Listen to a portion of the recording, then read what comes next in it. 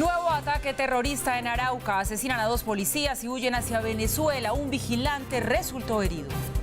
Fuerte discurso de Trump contra Maduro. Les pido a los miembros del régimen que acaben con esta pesadilla, dijo. Ministro de Comunicaciones chavista anuncia concierto el mismo día del programado por la comunidad internacional opositora al régimen. Fiscal general lanza duros cuestionamientos contra la JEP y pide al presidente Duque que la objete. Alcalde Peñalosa descarta continuar con pico y placa los fines de semana, pero sondeo de Red Más Noticias revela que a la mayoría de los bogotanos les suena la restricción. Ministro de Hacienda rompe su silencio en exclusiva para la alianza de Caracol Radio y Red Más Noticias. Dijo que no subirá edad de pensión y hasta habló de las empanadas. ¿Sí o no a la empanada callejera? Sí. ¿Por qué? Con ají.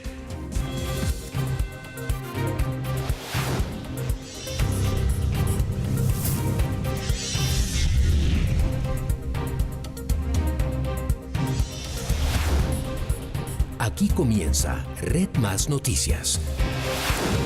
Muy buenas noches y bienvenidos. Gracias por acompañarnos a esta hora y empezamos con la información. Hombres armados arremetieron contra un puesto fronterizo en Arauca. Los individuos que aún no han sido identificados huyeron hacia la provincia del Amparo en Venezuela. Esto después de matar a 2 policías y dejar herido a un civil.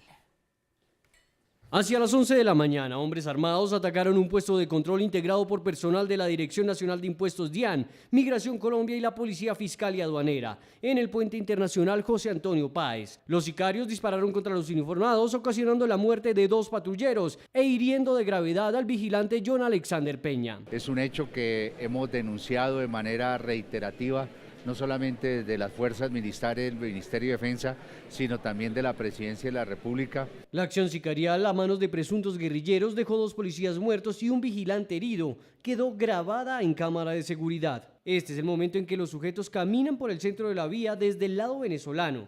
Los policías que se encontraban de espalda no se percatan que los sujetos que parecen ciudadanos normales se acercan y disparan contra los 2 uniformados. No tenemos identificado realmente qué grupo fue, pero desafortunadamente en el lado venezolano se pasean sin ningún tipo de control el ELN y los grupos armados organizados residuales de las FARC. Se activó el plan candado en la ciudad.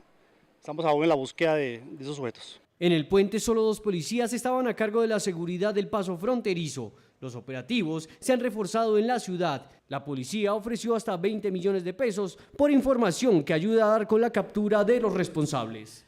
Pues desafortunado, muy desafortunado este hecho con el que tenemos que comenzar la semana. Mauricio, muy buenas noches, ¿cómo le va? Hola Paula, buenas noches. Volviendo a la realidad, ¿no? Con este tipo de Volviendo noticias a la realidad, que sí, nos señora. duelen mucho porque son nuestros compatriotas los que han perdido la vida allí. Y las autoridades en la zona de frontera pues se han atrevido a decir que responsabilizan al ELN de esta situación, pero han ido más allá y vuelven a hablar y a poner sobre la mesa otra vez una posible alianza de disidencias con el ELN. Dicen que se están juntando para hacer justamente esto, intimidar a la fuerza pública y hacerse cada vez más con el control de la frontera. Cosa que es bastante preocupante si tenemos en cuenta pues, que Venezuela los alberga, que esta no es una denuncia nueva y en el video se puede ver cómo cometen el acto y se van como Pedro por su casa. Mira, Paula, no es fácil para quienes analizan el video, ustedes han visto las imágenes, identificar exactamente a las personas, no quiere decir que no vayan a ser posible identificarlos, se han ofrecido recompensas y las recompensas en las últimas semanas han demostrado que funcionan. Por lo tanto, por el momento, al menos, es difícil decir, hombre, son del ELN, no son del ELN. Si fueran del ELN, habría, por supuesto, una lectura política consistente en que sumen ustedes este hipotético atentado del ELN a lo que pasó la semana pasada, el día martes, con ese atentado al oleoducto Caño-Limón-Coveñas, que terminó generando unos estragos monumentales en el río Catatumbo, cuyas dimensiones ambientales aún están por evaluar y aún están por certificar. Eso todavía está por verse. Todo eso haría que se dificultara muchísimo más la negociación con el ELN, bastante empantanada, bastante fregada y bastante enredada que está en este momento, sumándole además el componente de política internacional de las distancias que se abren cada vez más entre el gobierno de Colombia y el gobierno de Cuba, suponiendo que fuera el ELN. Pero supongan ustedes que no haya sido el ELN y que sea difícil identificar. Lo que dice Paula es central. y es que actores armados que están operando en la frontera, independientemente del brazalete que tengan, y que están operando en la zona del Catatumbo, en la zona del Arauca, son actores que están llenando los espacios que dejaron en un momento las FARC y que todavía conservan en gran medida el ELN. Y eso es gravísimo porque súmenle ustedes un elemento adicional. En las últimas 72 horas se han registrado 6 muertos en la región de Saravena, en el Arauca. No son tan visibles como los policías, no son tan espectaculares como las imágenes que muestran, y me perdonarán la expresión espectacular, pero tan visibles una vez más como las imágenes que muestran el video, pero son 6 personas que han fallecido por obra de sicarios en las últimas 72 horas, después de que las disidencias de las FARC empezaron a circular unos volantes en los que hacían un alarde de limpieza social, diciendo que van contra quienes consuman drogas, quienes hagan tales cosas, quienes hagan tales otras, es decir, imponiendo su poder. Llámese disidencias de las FARC, llámese ELN, llámese otros grupos armados organizados, se está dando esa batalla por el territorio. Y esa batalla por el territorio nos recuerda 2 cosas. Una, que no basta con decir negociamos, no negociamos con el ELN, sí o no sé qué. ¿Dónde está la presencia en el territorio? Es uno de los elementos que está en la política de seguridad de Iván Duque, pero está haciendo falta en la práctica, pasarla del documento a la práctica, porque es evidente que aquí no está ese control del territorio. Pero 2, y mucho más grave y conecta con lo que vamos a desarrollar en este noticiero, acuérdense que estamos hablando de la frontera con Venezuela, una frontera en la que el próximo fin de semana, arrancando el día jueves, como lo vamos a decir en unos momentos, viernes, sábado, puede pasar muchas cosas y ojalá no pase ninguna de lamentar. Pero en esa frontera, dominada por actores armados ilegales, puede haber un caldo de cultivo de muchas cosas que hagan que no se pueda controlar la situación. Esperaremos a ver qué termina sucediendo. Caldo de cultivo que se agrava además, Mauricio, porque los periodistas le preguntaron hoy al general Navarro en la rueda de prensa, que ustedes estaban viendo, comandante de las fuerzas militares, ¿hay complicidad de la Guardia Nacional venezolana? ¿Sabe qué dijo el general? Sí, porque no hay ningún tipo de control contra esas estructuras de bandidos. Subió el tono el comandante de las fuerzas militares. ¿Se acuerda que hace un par de meses ellos decían, ese tema se lo dejamos al canciller? Ahora están diciendo de frente, sí, la Guardia los apoya. Es posible que el video no permita identificar caras, pero lo que uno sí identifica es que vienen, como disparan si nada. y Como van Pedro por su como si nada. casa. Como si nada.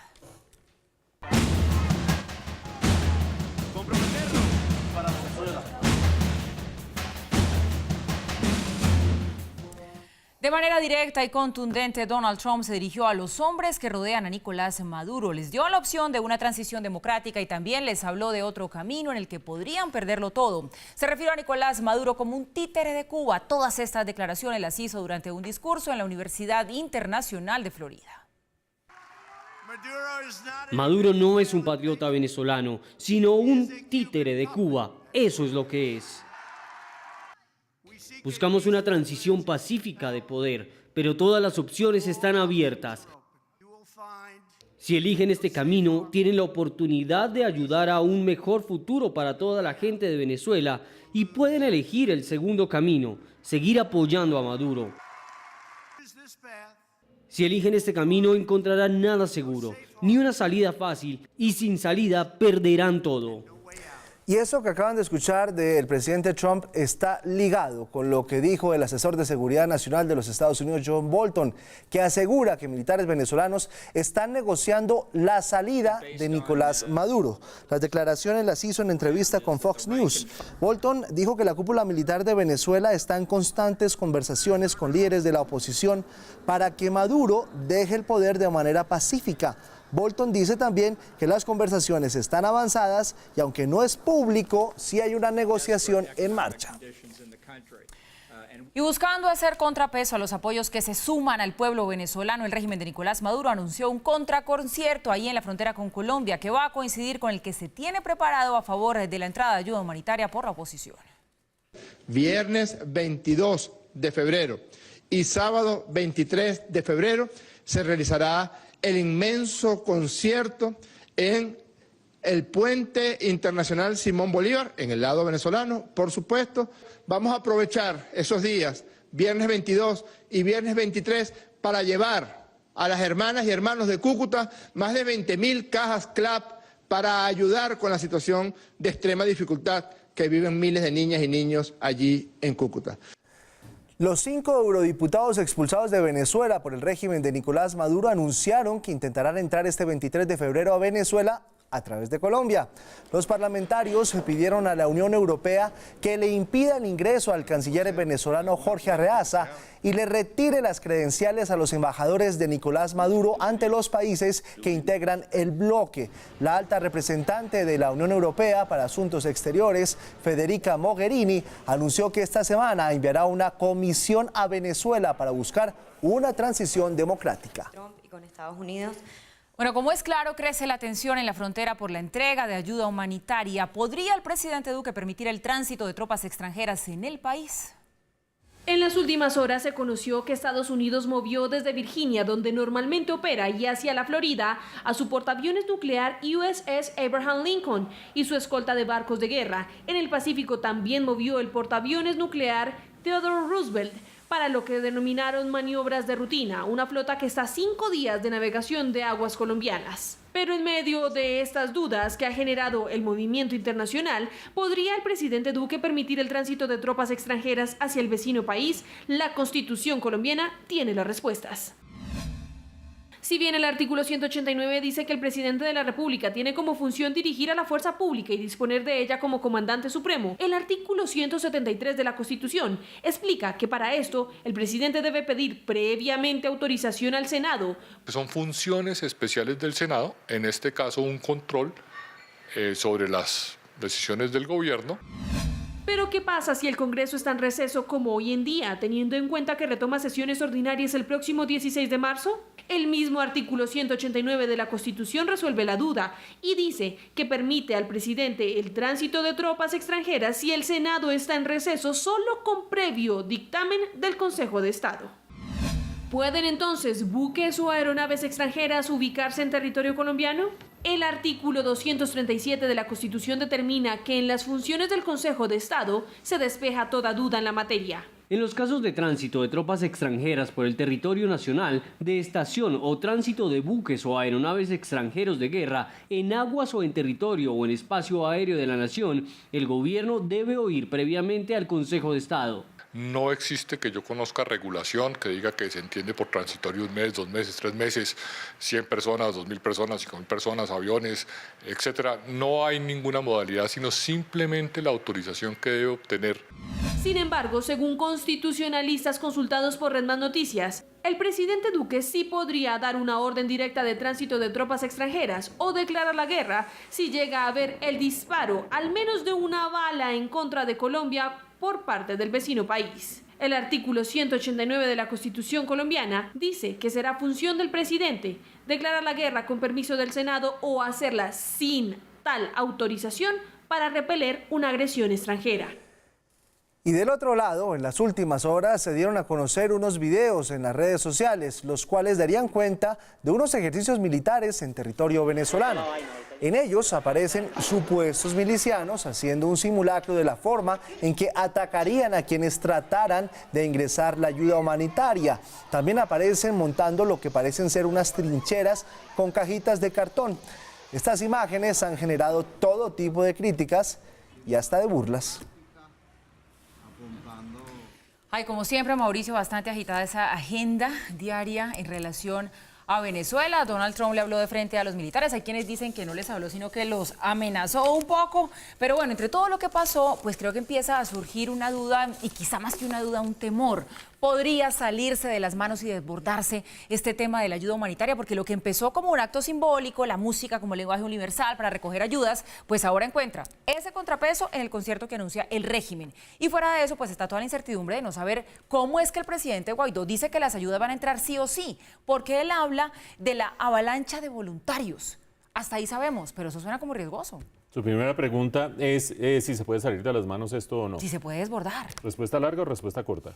La que más entendamos todos. La respuesta corta, sí, se puede salir de las manos. Paula dice que todos los días traen su agenda congestionada de los temas de Venezuela, pero esta semana es crítica, la estamos abriendo con esta visión de lo que va a suceder de aquí al sábado. Vamos a estar reportando, vamos a tener emisiones especiales el jueves, el viernes, el sábado, el domingo. Vamos a hacer una cobertura total. Ojalá que para quedarnos con los crespos hechos de que no pase nada. Es verdad. Pero es probable que sucedan cosas. Ojo a lo siguiente, todo lo que va a pasar en esta semana. El día miércoles y el día jueves va a llegar una misión del grupo de contacto. ¿Cuál es el grupo de contacto? Ese grupo conformado por países de la Unión Europea con países latinoamericanos que están tratando de buscar una salida negociada a todo este impasse que se está presentando en Venezuela. Recuerden, llegan para hablar en 2 días con las dos partes para tratar de ver si hay espacio para una negociación, lo cual podría cambiar bastante el caminado en caso de ser exitoso de ahí en adelante las 72 horas posteriores. Pronóstico de éxito bajito porque la oposición y Juan Guaidó no le creen ni 5 al gobierno de Nicolás Maduro cada vez que dice que sí, que va a dialogar, que va a hablar y que está dispuesto a negociar. No le creen ni 5, pero eso va a pasar el día miércoles y el día jueves.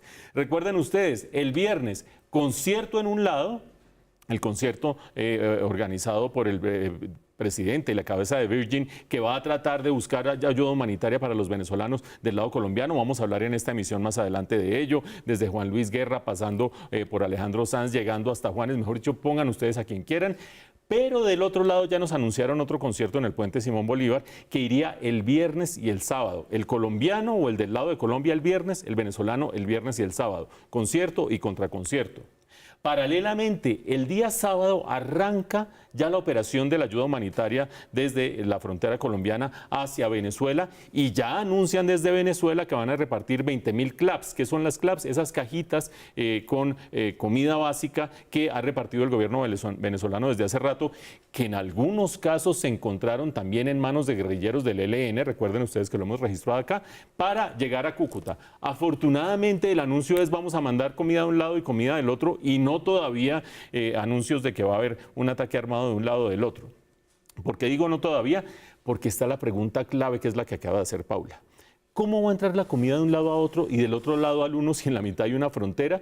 ¿Cómo van a entrar los claps de Venezuela a la ciudad de Cúcuta y cómo va a pasar la comida del lado colombiano al lado venezolano? Se dice que una cadena humanitaria. ¿A quiénes va la Guardia Nacional Venezolana a admitir que reciban cierta comida y que no pasen de cierta línea?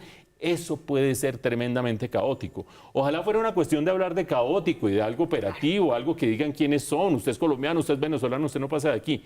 Mientras tanto, viene un portaaviones nuclear desde Virginia hacia la Florida y de ahí puede ser que para más abajo. Usted que es experto en esas cosas o por lo menos sabe más de esas cosas que nosotros, Giovanni, ¿cómo ve este tejemaneje de potencial de que se desborde la cosa de seguridad? Muy grave, además porque en el lenguaje se está volviendo muy agresivo, Mauricio. No sé si ustedes escucharon lo que dijo Guaidó hoy. Dijo avalancha humanitaria. ¿Eso qué quiere decir?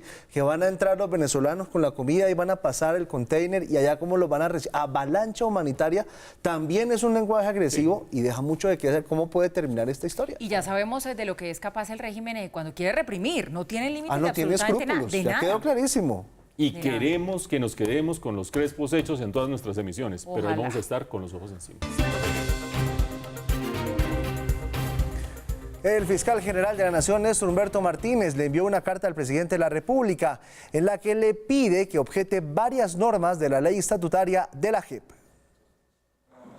En la carta de 9 páginas, el fiscal hace reparos a 4 puntos del proyecto que está a puertas de sanción presidencial. Esto no es ningún golpe mortal a la JEP.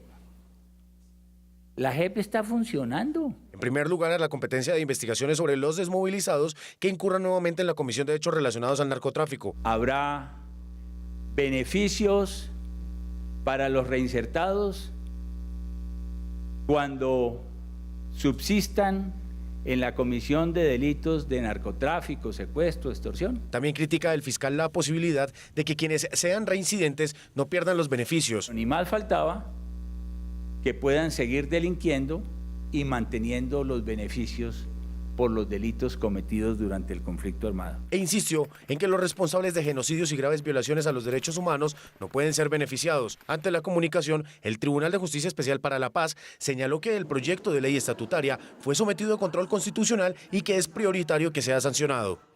En otras noticias, pese a que el alcalde Enrique Peñalosa descartó continuar con el pico y placa los fines de semana, un sondeo de Red Más Noticias a través de las redes sociales demostró que a los ciudadanos les quedó gustando la restricción. Los comerciantes, en cambio, reportaron una disminución en las ventas de cerca del 80%.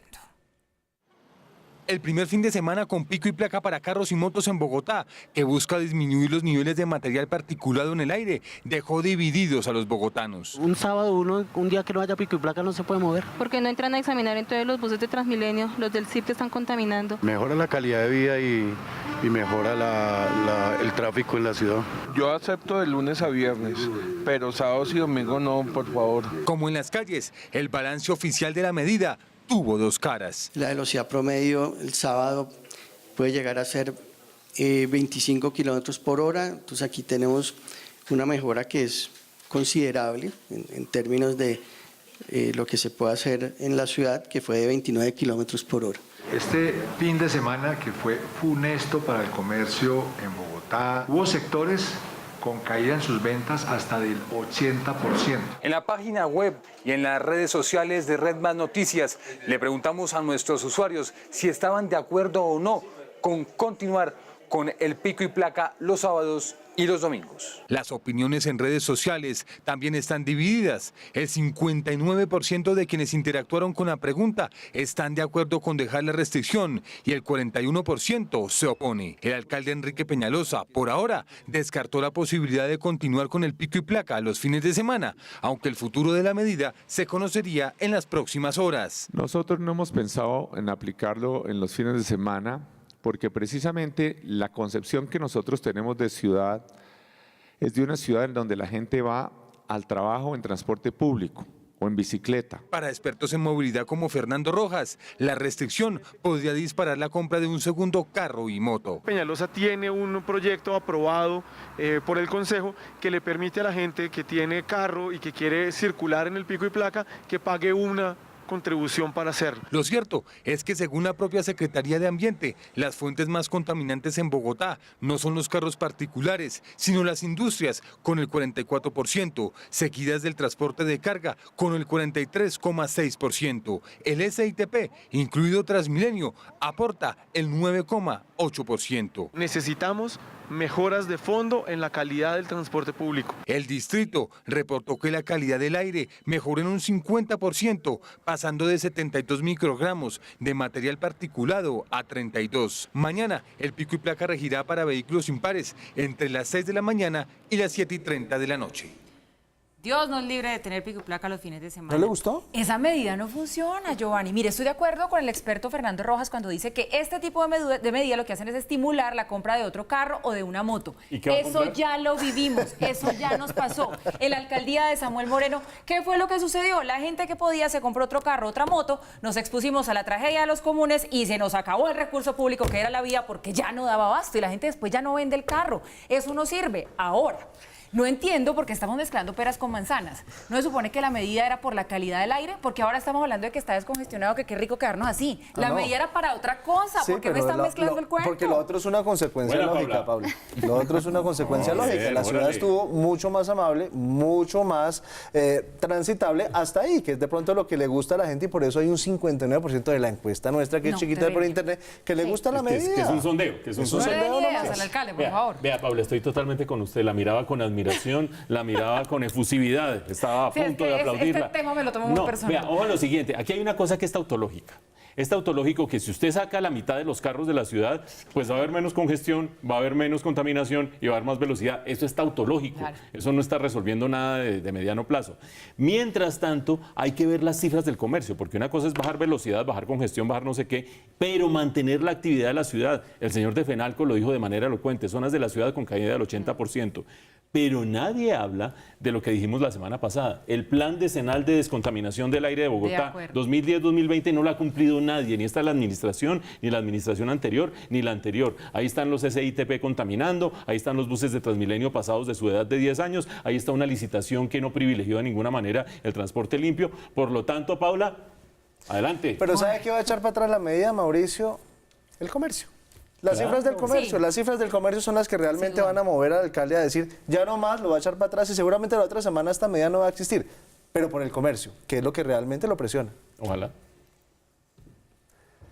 Bueno, seguimos hablando de temas polémicos, pues tras la discusión sobre el Código de Policía, el congresista promotor que pertenece a Cambio Radical dijo que no hubo una debida capacitación para que los policías pudieran poner aquel comparendo de 800.000 pesos por una empanadita.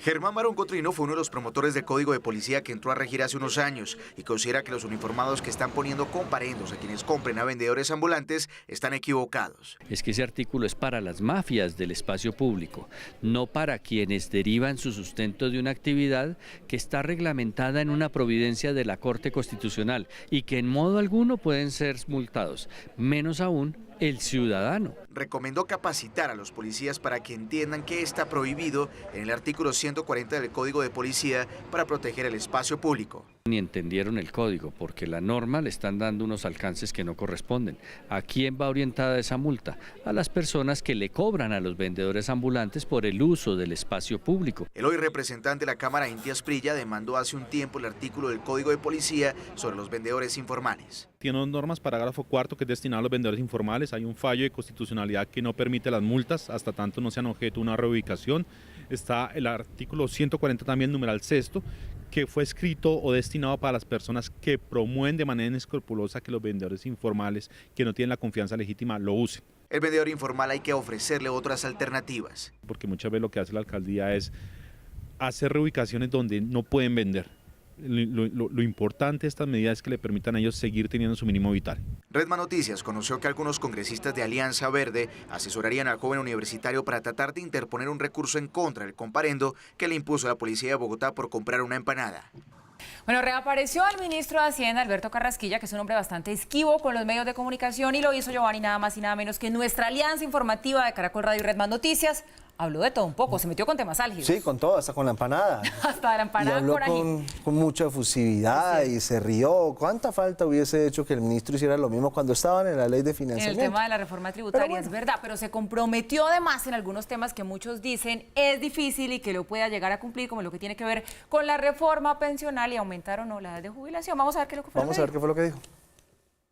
En la alianza de Redman Noticias con Caracol Radio, el ministro de Hacienda dijo que hay que priorizar y pensar el gasto por lo limitado de los recursos y que los subsidios son parte esencial de la política pública, por lo que deben llegar a quien de verdad los necesita. Tienen que ser canalizados, focalizados a la población más vulnerable y no a la población que no es vulnerable. En el caso de los subsidios de energía, la iniciativa es quitarle al estrato 3 y volver al 1 y 2 lo que tenían antes. Cada peso que le quiten a un hogar de estrato 1 es un peso que se le quitan a la comida del estrato 1.